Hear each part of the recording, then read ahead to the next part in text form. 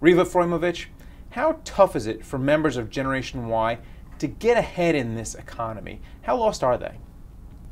Well, as a result of the financial crisis and policies leading up to it, it's harder and harder for Generation Y to climb up the economic ladder, to do better than their parents, to get out of debt because of the education they went into debt for, to find a job because of the unemployment rate, but mostly to find a stable job, to find a job that isn't a temporary contract, one that has benefits, one that has a future. It's hard for them to build networks. It's hard for them to just get ahead. And this is causing a lot of anxiety, of course, and stress. And there's going to be long-term implications for this. Now, you mentioned educations. Did a lot of these Generation Y members go to college and become liberal arts majors and were just skilled in the wrong things for the modern economy? There's absolutely no direction in the American school system for what people should do when they grow up. You're just kind of pushed out of high school. You're pushed into college because the numbers are important for high schools to get funding from their state governments, from the federal government. There's very little direction. And so what I advocate for in my book is to increase guidance, increase direction to help younger people figure out what kind of jobs will be available for them when they graduate and how they can make money and succeed in life. So you think parents should push their high school seniors into not just a college, but also an occupation, a career as well? I think that parents and schools should focus on skill sets and should focus on the economies that are going to be available, the economies and the jobs that are going to be available in the future. And what about the colleges themselves?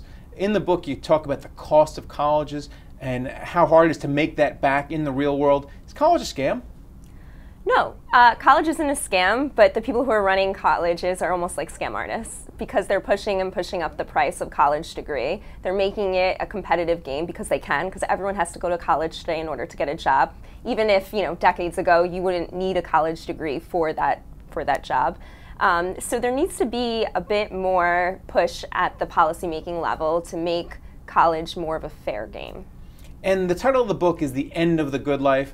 Now, American society has been through rough patches before. You had the Depression, which is, I guess you can't even argue, it's far worse than what we're seeing right now, which is supposedly the Great Recession. Will they get through it?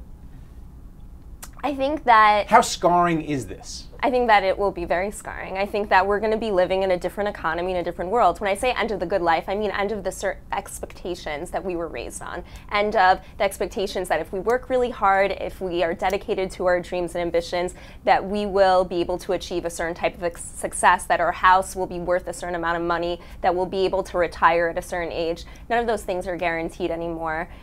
So it's end of the good life in that sense, but we'll have to create our own world and our own new economy. The big question is, were they ever really guaranteed?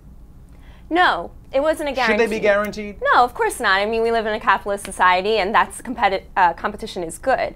But it should be that if you work really hard and you have an ambition and you have the drive, that you can succeed in America. And today, what all the data shows is that you can't. No matter how hard you work, you're going to be stuck in a certain socioeconomic class. And that isn't the American dream, and that's not what America stands for.